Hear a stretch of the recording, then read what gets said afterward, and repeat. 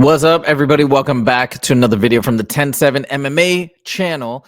And this video is about Anthony Smith's final fight, his retirement fight, if you will. Obviously, we see here Michael Bisping on the right, and that's because I'm going to start with the feedback that Michael Bisping had about this fight in particular. And the main purpose of this video is just me expressing the fact that I'm really happy that he's retiring. I think he's doing it at the right time.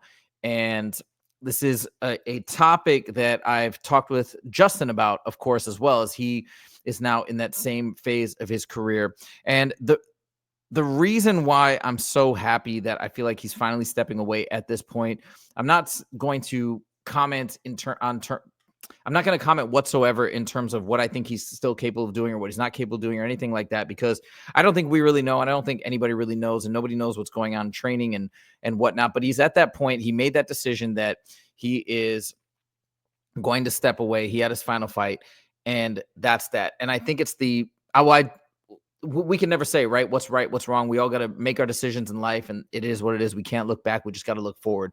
But in my opinion, because I've had similar talks with Justin about this as well, I am happy he has retired because he's got such a bright future in both podcasting as well as working for the UFC as an analyst. He's tremendous at that job, and it's a rare thing, I think, to find fighters that are as intelligent, that can break down fights the way that Anthony Smith does, talk about fights the way that he does. I know he's got a lot of haters out there. I don't fully understand all the vitriol that's thrown his way. I thought he was great on the Michael Bisping podcast. I made a whole video about when they split up. I was wondering why they split up, and I was bummed that they did.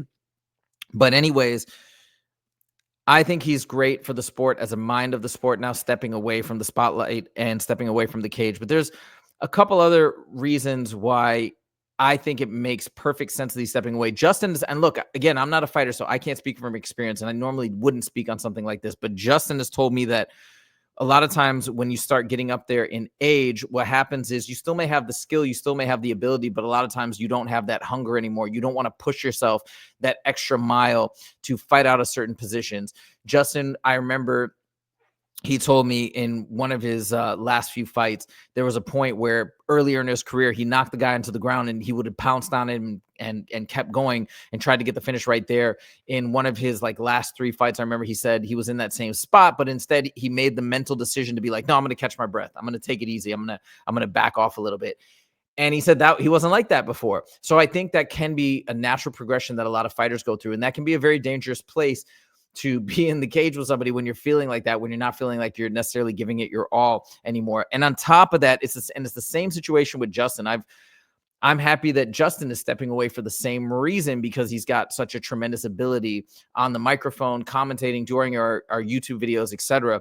So this is a great time, because all those fights, they do take a toll, and you just never know how much you're going to diminish that thinking power, that mental speed that is so critical for talking on the mic and doing a show and whatnot. But anyways, I want to start with this quick video with Michael Bisping's feedback on the fight, because again, I think it supports this notion that Anthony Smith stepped away at the right time. He doesn't come out and say fully, I think, maybe what he wanted to say, but just listen, and then I'm going to comment on it really quickly. Check this out.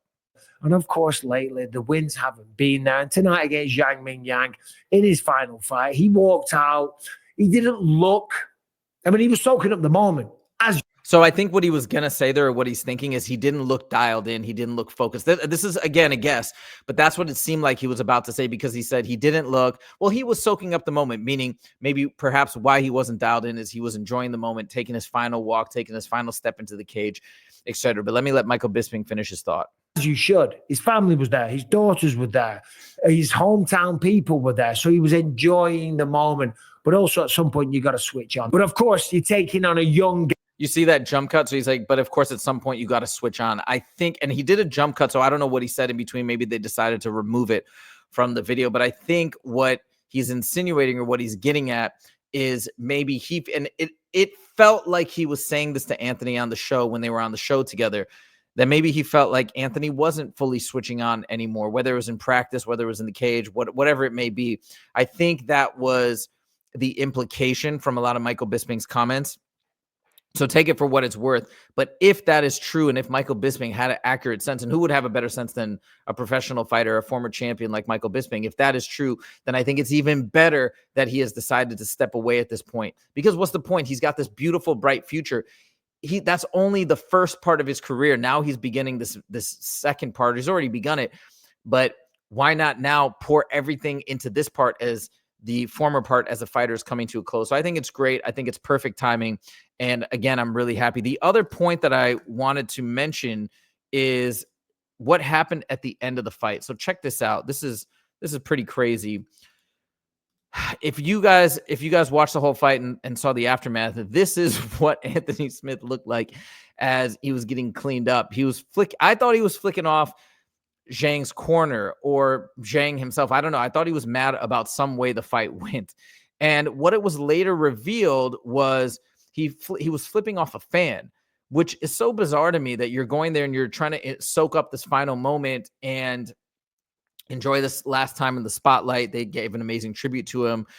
And he's having this emotional, maybe cathartic moment. And yet he seemed to be preoccupied by a fan that was taunting him. And I mean, I've seen a couple fighters go off at fans. We've, of course, seen Arman Sarukian during the walkout. We've seen the footage of Merab doing something like that as well. But it's far and few between that fighters, I think, get riled up, especially while they're in the cage, at a fan. And I said in a video that I made on Saturday night, I believe, that I thought we were going to get a Khabib part 2 moment where he was going to jump over the cage because he leaned up on it. I mean, it was crazy. And then we come to find out the reason for him doing this. He talked about it right here. He says, there was a guy in a Nebraska shirt and he was booing and flipping me off and kind of talking trash before the fight. But I was really focused on what I had to do. And then after the fight, his friend is cheering. He's still flipping me off and saying some disrespectful things. I was so mad. He was wearing a Nebraska shirt. We're supposed to be a family. It's not a very big community of people out here. So I guess that was just too much for him. But I gotta say, again, not a fighter.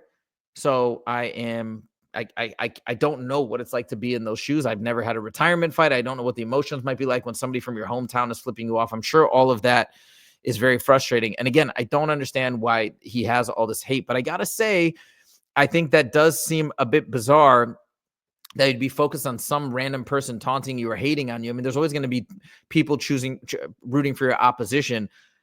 And I think the fact that he was so wrapped up in that and he took the time at the end of his fight, his final moment in the cage, to flip off some random fan, then run over and talk smack to him. I don't know. To me, this again reinforces the notion that maybe what Michael Bisping was alluding to, that he wasn't fully switched on, but more so, let's not even focus on that.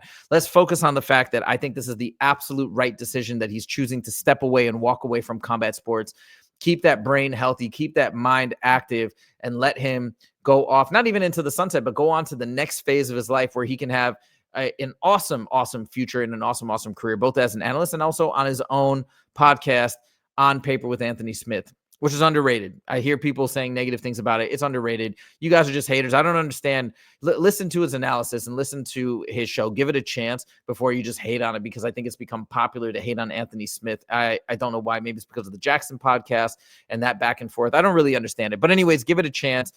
And coming back to my final point, congratulations to Anthony Smith on a tremendous career. You made it through. You are retiring, I think, in a great position where you can now be a huge part of the UFC. And people shouldn't write off the fact that now he's going into this analyst position. I think a lot of fighters, most fighters, would love to take that position. But again, people are discounting the amount of skill and the natural talent that he has in order to fulfill that role effectively. So he's one of very few that can be a great fighter and can also do a great job on the desk. So I just want to say to Anthony Smith, hey, way to have your retirement fight, have that amazing moment, and step away, I think, at a great time so you can pursue this next chapter in life with full force. Anyways, let me know what you guys think. Do you guys agree? Do you guys disagree? Let me know in the comments. And once again, hit that subscribe button if you want to see more from the 10-7 MMA channel. Thank you guys so much for joining. We'll see you in the next video. Take it easy.